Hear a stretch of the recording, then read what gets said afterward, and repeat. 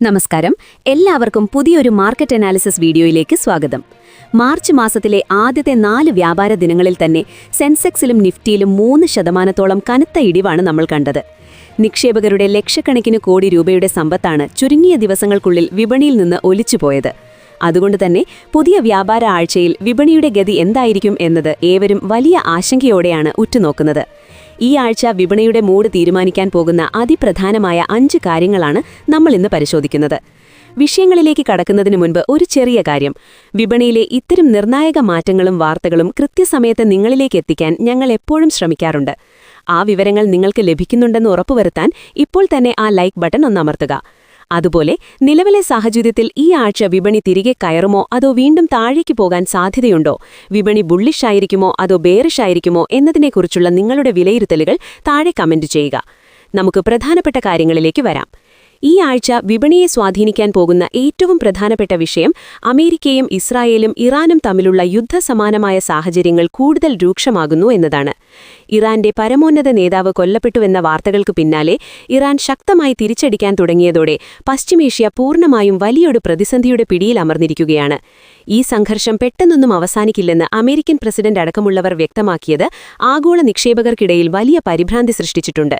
കൃത്യമായ നയതന്ത്ര ഇടപെടലുകൾ ഉണ്ടായില്ലെങ്കിൽ തിങ്കളാഴ്ച വിപണി തുറക്കുമ്പോൾ തന്നെ ഈ യുദ്ധവാർത്തകളുടെ പ്രത്യാഘാതം വലിയ രീതിയിൽ കാണാൻ സാധ്യതയുണ്ട്. ഇതോടൊപ്പം തന്നെ നമ്മൾ വളരെ ഗൗരവമായി കാണേണ്ട മറ്റൊരു കാര്യം ക്രൂഡ് ഓയിൽ വിലയിലുണ്ടായ വൻ കുതിപ്പാണ്. വെറും 2 ആഴ്ചകൾക്ക് മുൻപ് $62 നിന്നിരുന്ന ക്രൂഡ് ഓയിൽ വില ഒറ്റയടിക്ക് കുതിച്ചുയർന്ന് ഇപ്പോൾ $90 മുകളിലേക്ക് എത്തിയിരിക്കുകയാണ്. ബ്രെന്റ് ക്രൂഡ് $92 മുകളിലാണ് വ്യാപാരം നടക്കുന്നത്. ആഗോള എണ്ണ വിതരണത്തിന്റെ വലിയൊരു ശതമാനം നടക്കുന്ന ഹോർമുസ് കടലിടുക്കിലൂടെയുള്ള കപ്പൽ ഗതാഗതം യുദ്ധം മൂലം തടസ്സപ്പെട്ടതാണ് ഈ അനിയന്ത്രിതമായ വിലക്കയറ്റത്തിന് കാരണം. ക്രൂഡ് ഓയിൽ വില ഇത്തരത്തിൽ ഉയരുന്നത് ഇന്ത്യയെപ്പോലുള്ള രാജ്യങ്ങളുടെ സാമ്പത്തിക ഭദ്രതയെയും പണപ്പെരുപ്പത്തെയും വലിയ രീതിയിൽ ദോഷകരമായി ബാധിക്കും. അതുകൊണ്ടുതന്നെ വിപണിയിൽ ഇതൊരു വലിയ നെഗറ്റീവ് സെന്റിമെന്റായി മാറാൻ സാധ്യതയുണ്ട്. വിപണിയുടെ മുന്നേറ്റത്തിന് പ്രധാന തടസ്സമായി നിൽക്കുന്ന മറ്റൊരു നിർണായക ഘടകം വിദേശ നിക്ഷേപകരുടെ അഥവാ FIIകളുടെ വൻതോതിലുള്ള വിൽപ്പനയാണ്. മാർച്ച് മാസത്തിൽ ഇതുവരെ ഏകദേശം $2 ബില്യൺ ഓഹരികളാണ് വിദേശ നിക്ഷേപകർ വിറ്റഴിച്ചത്. പ്രത്യേകിച്ച് IT സെക്ടറിലാണ് അവർ വലിയ തോതിൽ വിൽപ്പന നടത്തുന്നത്. ആഗോളതലത്തിലെ അനിശ്ചിതത്വങ്ങളും ക്രൂഡ് ഓയിൽ വില വർധനവും കാരണം FIIകൾ തങ്ങളുടെ നിക്ഷേപം പിൻവലിക്കുന്നത് തുടരാനാണ് സാധ്യത.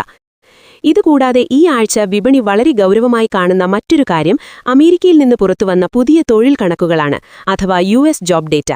അമേരിക്കയിലെ നോൺ ഫാം പേറോൾസ്, തൊഴിലില്ലായ്മ നിരക്ക് എന്നിവയെ സംബന്ധിച്ചുള്ള പുതിയ ഡേറ്റ വിപണിയുടെ ഗതി മാറ്റാൻ കെൽപ്പുള്ളതാണ്.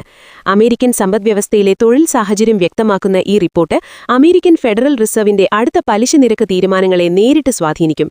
ഈ ഡേറ്റ വിപണിയുടെ പ്രതീക്ഷകൾക്ക് വിരുദ്ധമായാൽ ഡോളർ കൂടുതൽ കരുത്താർജിക്കുകയും ഇന്ത്യൻ വിപണിയിൽ നിന്ന് കൂടുതൽ വിദേശ നിക്ഷേപം പിൻവലിക്കപ്പെടാൻ കാരണമാകുകയും ചെയ്യും. ഇനി IPO വിപണിയിലെ പുതിയ വിശേഷങ്ങൾ നോക്കാം. ഈ ചാഞ്ചാട്ടങ്ങൾക്കിടയിലും 4 പുതിയ IPOകൾ ഈ ആഴ്ച സബ്സ്ക്രിപ്ഷനായി തുറക്കുന്നുണ്ട്. 254 കോടി രൂപ സമാഹരിക്കുന്ന രാജ്പുത്താന സ്കെയിൻലെസ്, 322 കോടിയുടെ ഇന്നോവിഷൻ എന്നീ മെയിൻ ബോർഡ് IPOകൾ യഥാക്രമം മാർച്ച് 9-നും മാർച്ച് 10-നും തുടങ്ങും. ഇവയ്ക്കു പുറമെ രാജ്മാർഗ് ഇൻഫ്ര ഇൻവിറ്റ്, ആപ്സിസ് എയറോകോം എന്നീ ഇഷ്യൂകളും വിപണിയിലെത്തുന്നുണ്ട്. കൂടാതെ ഈ ആഴ്ച 5ഓളം കമ്പനികളുടെ ലിസ്റ്റിംഗും ഷെഡ്യൂൾ ചെയ്തിട്ടുണ്ട്. ചുരുക്കത്തിൽ യുദ്ധഭീതിയും ക്രൂഡ് ഓയിൽ വിലയും FIIകളുടെ വിൽപ്പനയുമെല്ലാം ചേർന്ന് വിപണിയെ വലിയൊരു സമ്മർദ്ദത്തിലാക്കിയിരിക്കുകയാണ്. എങ്കിലും വിപണിയിൽ എപ്പോഴും പുതിയ അവസരങ്ങളുണ്ട്. ഇത്തരം സമയങ്ങളിൽ പരിഭ്രാന്തരായി ഓഹരികൾ വിറ്റൊഴിയുന്നതിന് പകരം മികച്ച അടിസ്ഥാനമുള്ള കമ്പനികളെ നിരീക്ഷിക്കുക. ട്രേഡ് ചെയ്യുമ്പോൾ നിർബന്ധമായും കൃത്യമായ സ്റ്റോപ്പ് ലോസ് ഉപയോഗിക്കാനും പൊസിഷൻ സൈസ് നിയന്ത്രിച്ച് റിസ്ക് മാനേജ്മെന്റ് പാലിക്കാനും പ്രത്യേകം ശ്രദ്ധിക്കുക.